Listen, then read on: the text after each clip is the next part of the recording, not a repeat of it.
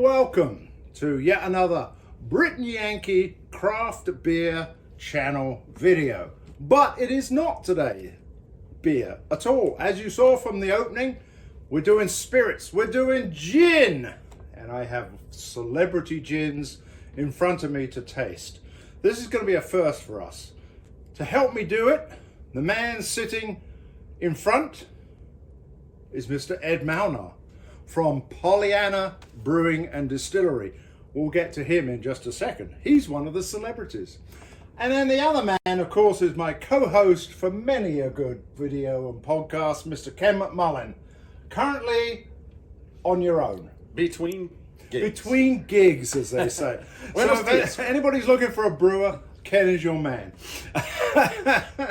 But today, we're going to be doing something. Now, you did, Ken, right? You did a thing where you went and, as a side gig earlier in your life, you did tastings. I poured samples in liquor stores, and yeah, gin was.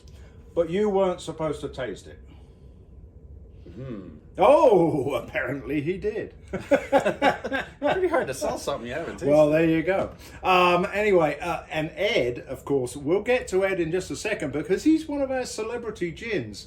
Because you were the distiller over at Pollyanna Brewing in St. Charles, Illinois, and also Lamont and somewhere else. Roselle, thank you very much. But St. Charles, which is just down the road from the Brit and Yankee pub, that was the place where you distilled, right? That's correct. That's where the distillery is. And so this man is an expert at distilling gin. Because if you go back to our YouTube channel for Pubcast number 360, you'll see a video where he shows us how he does all the distilling. Well, we'll get to those finer points a bit later on. First of all, gin number one. Now, many of you are thinking, why has this guy got this white hair sticking out here? Well, I'm doing my best James May impression, and I have to slow down a bit and go wacky because that's how he is. Because we have James Gin, which is Asian Parsnip. Now, I'm going to show that to the camera, I think. There we go. How's that? What are that? Oh, man, amazing. Do you know, first of all, who James May is? Only from the little bit that you have told me, honestly. Okay. Likewise. So he's a little bit. Okay. And you? Likewise, the same. Just a little bit. Okay. Well, he is a British television presenter. Just a second, I'm going to move the other gins out of the way here so that we can focus on the one that we're doing. I've got these nice little gin tasting glasses, and he is a British television presenter, and he's famous for Top Gear, which was on the BBC, until Jeremy Clarkson, who was one of the other presenters, punched somebody out. So then they had to go off to Amazon, and it was the Grand Tour. And the Grand Tour was kind of Top Gear on steroids. Now he has gone off and done lots of other things. He's written columns, all sorts of stuff, but he's now become a gin entrepreneur. And he's done this with, and I want to make sure I get it right, Hugh Anderson of Downton Distillery. Now I wanted to know, was that anything to do with like Downton Abbey? But apparently not. So he has produced this gin, and it comes in different flavors. This one we have here, which I could only get via mail, right? You know, go online, pay the money, and then wait for a bit, and then they send you this gin. So I haven't seen it in the stores locally yet. But this is called Asian Parsnip. Why, you may ask? Why is it called Asian Parsnip? I knew you'd ask that. Parsnip. Well, apparently it's got nothing to do with Asia or parsnips. Because, and I have to put my glasses on to read this. On the back here, he says, there is no such thing as an Asian parsnip. Parsnips do not grow in Asia and are unknown in that region's culinary canon. Rather, this gin combines the homely flavour of that most English of root vegetables with a punch of spices from India. There we go. So, do you like parsnips? I think I've had parsnips maybe once or twice in my life, and they were okay. Okay. Yeah. Right, well, I'm going to open this. Hopefully there's a good pop.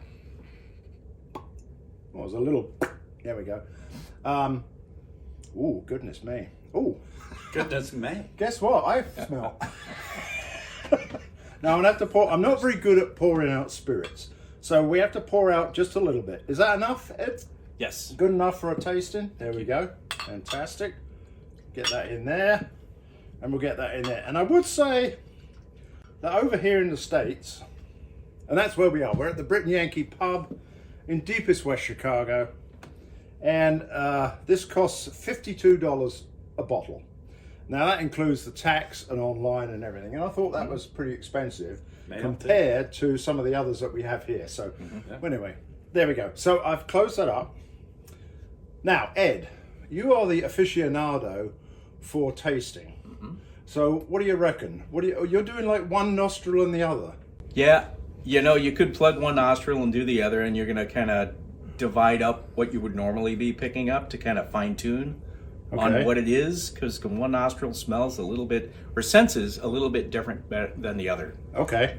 So you can do that, or you can just kind of do the drive-by into your nose for starters. Oh. Get a nice whiff. Now, I am getting parsnip. Did you get parsnip? Do you know what a parsnip smells like? It's like a It's potato. it's a root vegetable. It is correct? a root vegetable. It is a rather nice root vegetable too. So anyway, shall we just give this a slurp and see what we think? Yeah.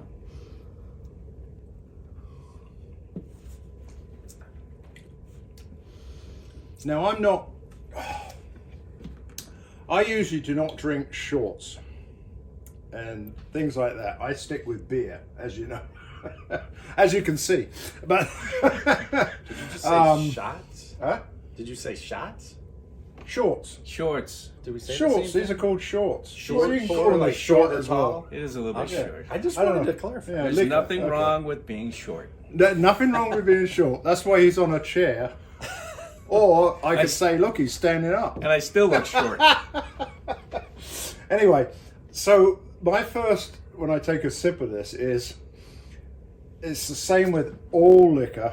It roars through me like a bloody Ferrari. It's like, oh my God. But I can appreciate some of the flavors. Give us your flavor so far. Obviously, right up front, juniper, right? And that's what makes it gin. The juniper is wonderful up front, but not overpowering.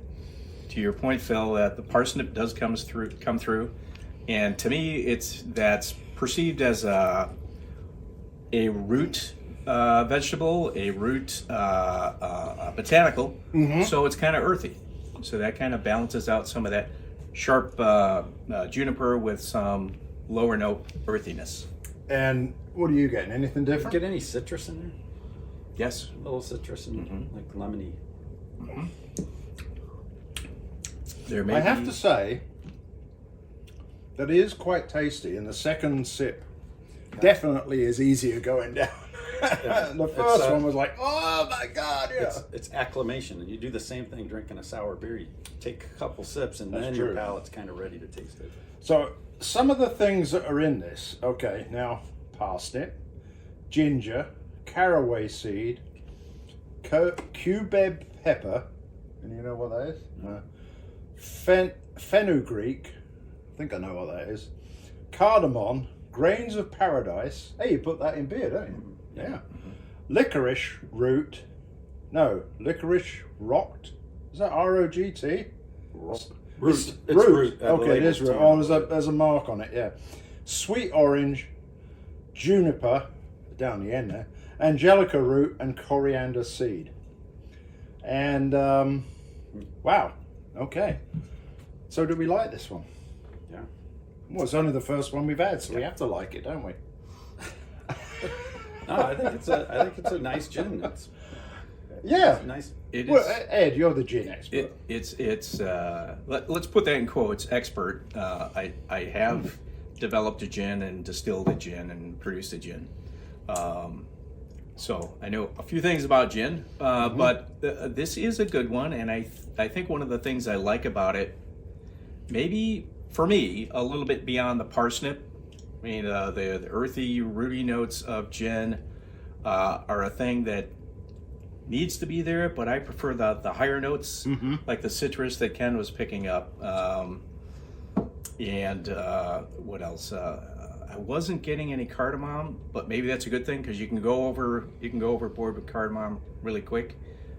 I enjoy this, and I would look forward to having this with some tonic as well. All right, and actually at the end of this, we're going to pick one of these that we're going to have a gin and tonic with. I don't know that I have the proper gin and tonic glasses, which as far as I know are stems that come up like that. At least that's what I was seeing when I watched James May showing me his gins, which is how I got onto this thing. So, very good. We will definitely put this one down as a plus. And I will tell you, I got more parsnip when I first did that. Yeah. Would you like to try? Oh, okay. Yeah. Yeah. I guess. I think it's because it keeps in there. Stick your schnoz in that. I'll try to. Yes. A lot more parsnip And coming maybe out a then. little bit of that lemon too. A little bit of lemon. Yeah. Okay. So a very nice gin. 40 ABV. Yeah. 40 ABV. 80 proof. No, okay. When you get to liquor like this, anything like over 40, just forget it, you know. Well, that's all three of these. Right. I'm going to put this one over here. So it's over there, out the way. And, another comment. Yeah. Maybe edit this part out. Okay.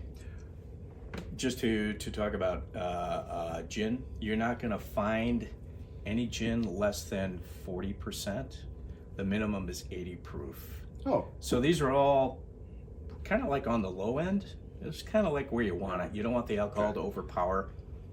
So I They were talking about. I don't think we have to edit that out. I think that's very good information there. Thank you, Ed. There was Yeah. one on that podcast that we're talking about Navy strength gin that is Navy 57 and a half Yep. Navy strength. percent. Yeah. Funny you should mention That's that. crazy. Because he also does a Navy gin. And he also does a London gin. London Drizzle. London drizzle. But, you know, I'm not going crazy for the gins here, right? I'm just going to try the James gin first. Right. Okay. Now, do we have to clean out our glasses? We should. Okay. Well, I'll tell you be what I'll fair. do. I'll put these over here and I'll get new ones. Could you pass them over, please, Ken? Okay. So that's our first, excuse me. I'm dying from the gin. Our first celebrity gin. And by the way, he originally made it to sell in his pub, the Royal Oak, which is in Swallow Cliff, which I think is might be in Wiltshire. Anyway. Yeah. And he did 1420 bottles and they sold out in no time. And he just keeps producing it. And he says it's now turned into a gin-fueled monster. So Nice. put this down. Stop touching the stuff. Okay. Ken. James May, thank you very much for making that. That's really good. Thank you, I James. did not Delicious. waste my money. No. Right, we're moving on now. That was a good price point, by the way. Even Was with it? the shipping, I'm sure you paid for that. Okay, yeah. That's really And good. actually, because I wasn't here and it was delivered by UPS, it had to have a signature, like most liquor does. Well, I said, okay, I don't care, I'm not going to be in. They came once, and then after that, they put a sticker on the door, and I changed it, and I said, oh, I'm not going to be here, no signature required. They says, okay, that'll be $9.99. So I had to pay $10 not to sign for it. So this was a $62 bottle of gin right there, I tell you. Okay, all right, moving on.